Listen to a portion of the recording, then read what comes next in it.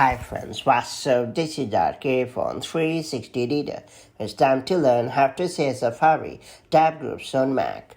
Introduced in macOS Monterey, tab groups are designed to make organizing and preserving open tabs more manageable in Safari without having to have those tabs active. In a tab group, you can easily collect and save related tabs, whether the web pages are being used to help you plan a trip or to work on a project. And in macOS Ventura, you can share those tabs with colleagues, friends, and family, allowing multiple people to contribute links and work together. That said, it's time to learn how to say Safari tab groups in macOS Ventura or later the right way. Before getting started, make sure you have subscribed our YouTube channel and hit the bell icon so that you won't miss any update from 360 Reader. First and foremost, open Safari on your Mac. Then open the tab group that you want to share.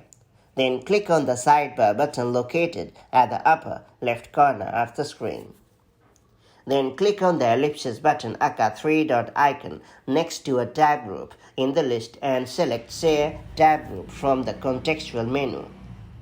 Then choose the desired sharing method from the Share Sheet menu that appears. Selecting Mail or Messages, for example, will open the associated app with a link to the tab group ready to be sent. It is worth pointing out that once you have sent an invite, you can see who has access to the tab group by clicking the user profile icon in the tab overview screen, which you can access using the same ellipsis button, and that's pretty much it. So that's how you can easily share Safari tab groups in macOS 13 Ventura or later. If you found this video helpful, do like and share it, and I'll see you in the next video. Till then, stay safe and have a great time. Bye-bye.